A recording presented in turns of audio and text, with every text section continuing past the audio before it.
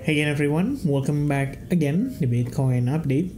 So guys, di hari Senin ya, untuk pergerakan Bitcoin kecenderungan turun. Sampai ada someone tadi nanyain ke saya, bilang, bukan nanyain sih, tapi kayak, Vin, live streaming dong ya, marketnya lagi berdarah nih gitu kan. Oke, first things first teman-teman sekalian, apakah ini sesuatu yang diantisipasi? I think yes. One of the reason adalah Trump memberikan sebuah aturan ya, atau pelarangan atau mungkin pengetatan untuk investmentnya atau untuk Chinese investment ya di beberapa, ya bisa dibilang sektor-sektor yang strategis seperti teknologi, kemudian energi, dan ada beberapa lagi sektor lainnya ya. Tapi saya nggak tahu dengan detail sih di sini teman-teman sekalian ya. Ada pembahasan discussionnya, tapi pada intinya apa sih yang kita perlu perhatikan ya? One of the biggest ya teman-teman sekalian ya, reaction yang kita dapatkan itu karena dia ada pelarangannya dari salah satunya di sektor teknologi, itu stok Asia ya. Di sini berarti termasuk Chinese ya, Chinese stocks teman-teman. Di sini ada Alibaba Group dan juga Tencent yang sama-sama drop cukup signifikan per Senin Asia, maksudnya per Senin pagi waktu sesi Asia Open. Dan selling pressure itu akhirnya juga saya rasa merembet. Nggak cuma ke sana ya, tapi kalau kita cek untuk Nasdaq dan juga S&P 500, keduanya sama-sama kena impact ya. Mungkin pada saat sesi Asia mereka nggak terlalu gimana banget gitu ya. Tapi begitu New York Open ya, we do have extra selling pressure ya. We did have extra selling pressure. Dan baru banget tadi banget nih, jam 3:21, Donald Trump kembali ngebahas tentang tarif dagang. And yeah, the pressure coming back ya, membuat market turun lebih signifikan lagi. Di sini udah ada wrap up-nya by the way ya. The S&P 500 fell below 6,000 while the Nasdaq 100 lost more than 1% just days before Nvidia announcement. Hedge fund net exposure to the Magnificent 7 mega caps reached its lowest level since April 2023.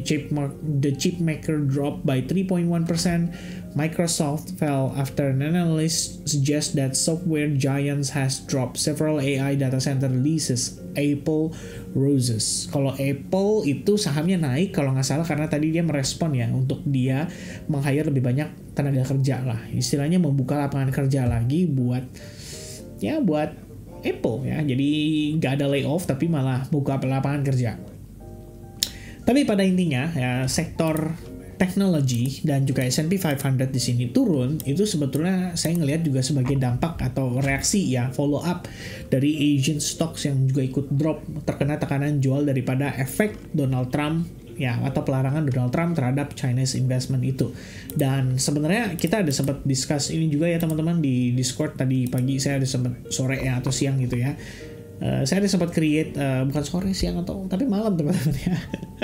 Saya ada sempat inform ke teman-teman juga bahwa ada dua hal ini yang menjadi hot ya, macro update dan new sentiment yang perlu kita perhatikan gitu ya. Bahwa Asian shares decline itu obviously bisa mempengaruhi stock exchange di New York section ya.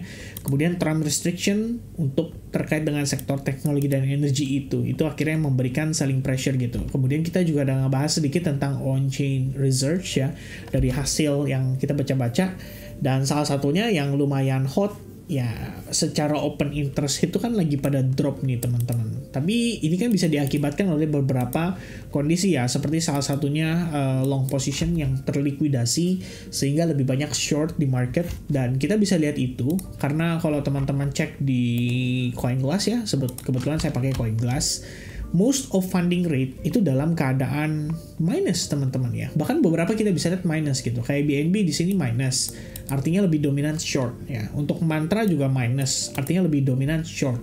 Di Ethena juga sama nih, minus ya, dominan lebih di short. Jadi kalau kita ubah funding rate-nya dalam keadaan minus, kalian bisa lihat tuh beberapa, ya bisa dibilang beberapa aset kripto yang having a nice performance kayak Kaito, Fana ya. Fana tadi dapat info by the way guys, kalau dia diinvest sama CZ, jadi meletus ya harganya, lumayan signifikan banget.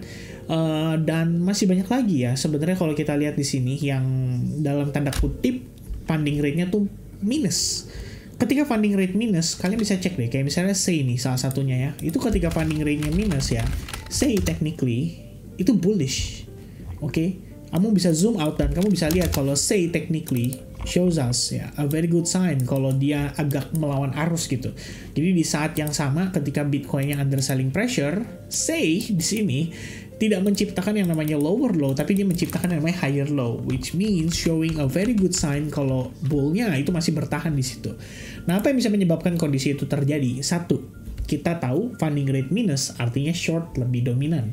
Dan kalau short lebih dominan, pada umumnya majority kan salah, teman-teman. Artinya, ketika majority salah, ya mereka yang menjadi potential liquidity-nya. Jadi kalau teman-teman keluarin kayak Bitcoin liquidity map ya, atau liquidation map, kalian bisa cek tuh. Misalnya contoh Kaito deh ya, yang the latest one. Ya, kalau kita cek 30 days, tuh ya. Ini sell short-nya tuh masih gendut gitu. Di saat yang kirinya juga sudah mulai terbuild up, tapi di sebelah kanan tuh lumayan gendut. Nah, ada beberapa case nih, even kayak Solana sekalipun ya, dalam keadaan funding rate probably dia juga minus, dan kita bisa cek ya, Solana, itu kan udah rata-rata lebih kepada sell short berarti, yang lebih dominan posisinya. Makanya funding rate-nya bisa minus gitu. Maka long positionnya itu udah tipis banget gitu ya kalau mau dimakan gitu. Tapi kalau kita lihat yang sebelah kanan, build up-nya cukup bagus gitu. Sehingga by the time Solana let's say bisa recovery sampai 180 aja, itu udah makan lumayan banyak posisi di sekitaran area tersebut ya. So that's gonna be very very interesting ya ngelihat kondisi market saat ini gitu. But yeah, for me personally ya ngelihat Bitcoin yang sekarang ketika dia turun ya very likely juga sekaligus ngehabisin liquidity ya yang ada di bawah gitu ya. Jadi coba untuk dibersihin dulu, coba untuk dikurangin dulu, and then meanwhile di saat yang bersamaan sell shortnya di build up ya, supaya nanti begitu dia nge-spike ya bisa ngehabisin yang di atas juga. Nah teman-teman, ada yang menarik yang saya pengen bahas sama kalian ya. Jadi kita tahu ya, the biggest liquidation event itu ada pada tanggal 23 Februari terakhir, di mana katanya, atau konon katanya, lebih dari 2 miliar dolar. Ya, waktu itu tercatatnya secara, ya bisa dibilang kayak liquidation chart ini ya, yang dikeluarkan oleh CoinGlass, itu sekitaran 2 miliar dolar. Dan katanya itu one of the biggest gitu. But, if we take a look on the price action, ini yang menarik ya. Saya nggak tahu kalian pernah dengar istilah VIX atau tidak ya. VIX itu adalah volatility index ya untuk S&P 500. Dan biasanya, by the way ini pembahasan yang tadi saya sempat bahas ya sama teman-teman di SAG ya. Tadi videonya sempat nge-leak guys ya.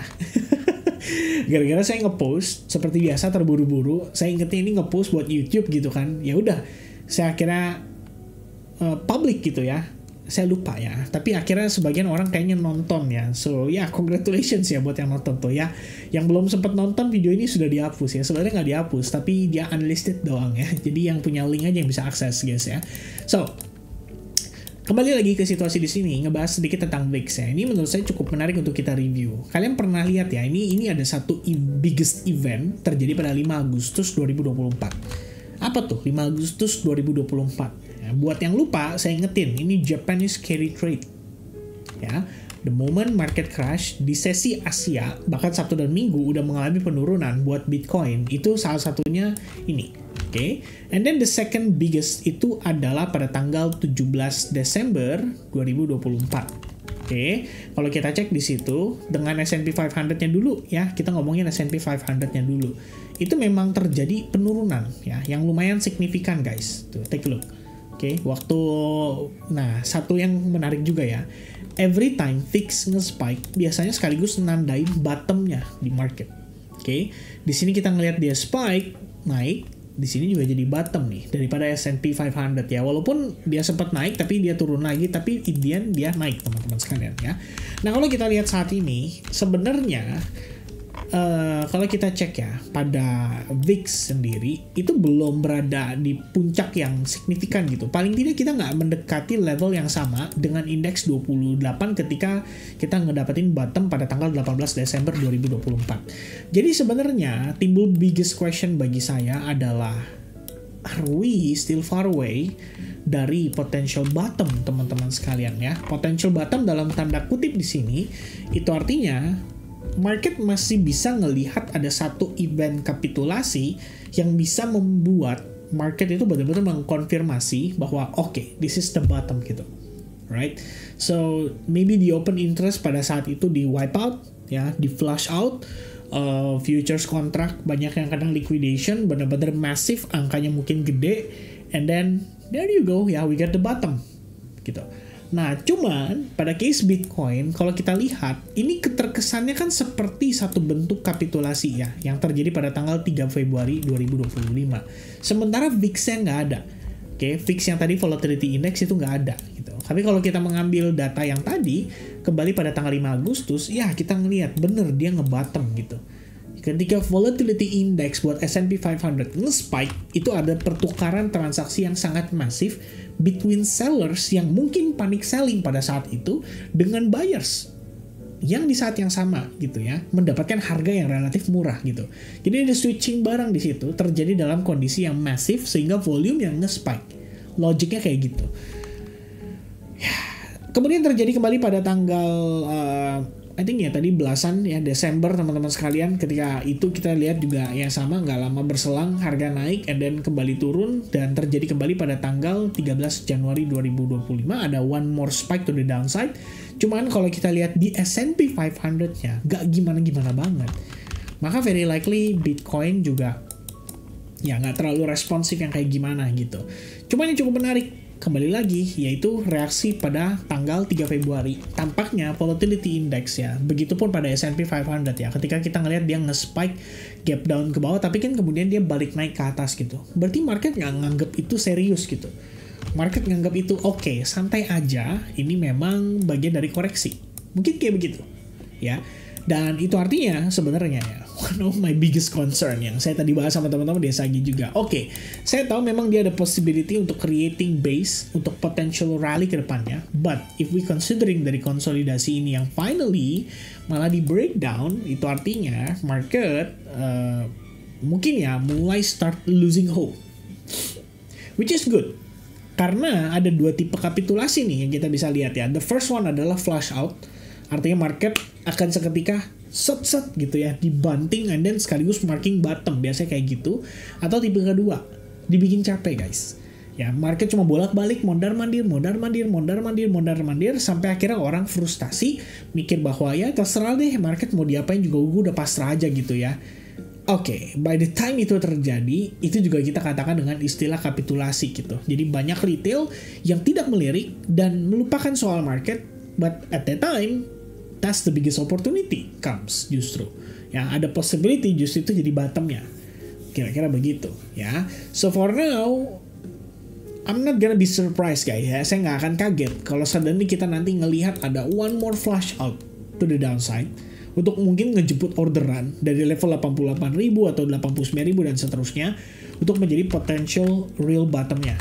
Oke, but for now, kalau saya bilang ke teman-teman ya, in case ya, if you guys interested ya, want to look for maybe small trading opportunity, ya coba carilah beberapa aset yang kalau bisa kontra ya dengan Bitcoin gitu. So today we have a nice setup ya di Kaito, ada profit 3R seketika langsung dapat teman-teman, and currently lagi running untuk Bera ya.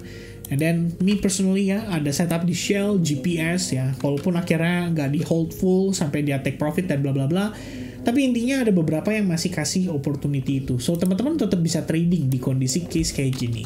Dan kalau kita lihat Bitcoin, ini kan lagi di range area demand nih ya. Sehingga sebenarnya ekspektasi kita bisa lihat dia having a nice rebound dulu. Dan one of the reason kita katakan itu adalah kalau teman-teman cek dari sisi indicator, at least kita ngelihat ada possibility bullish divergence buat MACD. Di saat yang sama, kalau kita lihat stochastic, RSI juga sama-sama nunjukin possible divergence ya. Jadi kita ngelihat di sini bullish divergence, kita hanya butuh market nunjukin kepada kita bahwa oke, I wanna make this range area sebagai potential bottom, so kita bakal pertahanin dan kita bawa konsolidasi, baru kemudian market pelan-pelan rebound. Oke. So ini bertepatan dengan jam sholat subuh ya teman-teman. So thank you very much guys for watching. Semoga informasinya bisa bermanfaat. Untuk menjadi conclusion ya, atau kesimpulan dari video ini, pada dasarnya kita expecting adanya possibility fake out atau massive liquidation terlebih dahulu. Itu untuk final capitulation ya. And worst case skenario-nya adalah kita dipanjangin. Ya bener-bener dipanjangin, dibuat boring banget, itu bakal lebih parah lagi kalau menurut saya dibandingin kayak satu kali satset gitu ya, paling sakitnya cuma sebentar, abis itu besoknya udah kayak wah happy gitu ya. Itu lebih enak sebenarnya. Jadi tinggal yang mana nih market akan memilih gitu, Wheels memilih yang mana gitu ya. Dan so far reaction yang terjadi pada market lebih kurangnya akibat dari hal tersebut ya. Kalau misalnya kita ngomongin dari segi data, saya nggak yakin ada yang lebih hot daripada Jerome Powell testifies Donald Trump ya, dengan statementnya yang terakhir, dan yang baru banget tadi ya, barusan banget tadi, dan CPI yang angkanya naik gitu. Apalagi yang lebih hot dari itu ya. Kamu mau bilang GDP ini data revisi ya kan. Untuk hari Jumat PCE ya core CPI-nya naik, itu lebih parah gitu loh daripada core PCE-nya. Walaupun ini measurable, maksudnya preferable measured data yang dipakai oleh the Fed di SEP, tetap aja ya market reaction-nya lebih hot di core CPI atau di CPI. Itu udah parah gitu. But market still doing well, still consolidating. Walaupun hari ini dia turun, tapi itu juga ada triggernya gitu ya. Jadi bukan sembarangan dia turun tanpa sebab, tapi ada triggernya. But we are still maintaining very well. Oke, jadi kalau saya buat comparison nih di S&P 500, kalian lihat ya, S&P 500 itu udah creating lower low. Bitcoin yes dia creating lower low, tapi kalau kamu zoom out technically not so bad gitu ya. Kita compare dengan situasinya Bitcoin gitu. Ini kayaknya saya nggak boleh pakai yang ini nih. Saya coba pakai chart yang lain ya. US 500 kali. Oke, this one. Waduh ya, sama ya. Chartnya sama-sama aneh teman-teman sekalian ya. Ya, tapi begini ya. Konteksnya sederhana aja. Biar saya gampangin teman-teman. Ini kamu lihat ya. Ini titik yang sama dong. Nih, titik yang sama ya. S&P 500 udah begini. Bitcoin gimana? Masih begini. Tuh. Oke, artinya ada divergence di situ ya. But dari sisi Bitcoin lebih dominan daripada si S&P 500. Jadi saya berpikir, oke, ya maybe Bitcoin lebih strong. Ya let's see lah ya, let's see how far Bitcoin can maintain this momentum, how far can Bitcoin maintain this range ya, before kita lihat the next rally. Itu aja dulu, oke? So for now, itu aja dari warning saya teman-teman sekalian ya. Perhatikan bagaimana liquidity ini bisa sangat berpengaruh ya pada market secara keseluruhan, dan semoga saja kita bisa melihat market bergerak dalam kondisi yang lebih positif ke depannya. Oke, so update sementara dari saya itu. Sekalian saya pengen info ke teman-teman, mungkin di pertengahan minggu ini ya kita akan ada live streaming, ngelanjutin live streaming sebelumnya yang teman-teman udah kasih likes buttonnya lebih dari 1000. Oke, so if this video can get another extra 500 or 750 likes button, would be very very appreciated. Okay, thank you very much guys. Have a nice day. See you guys again soon. Bye bye guys.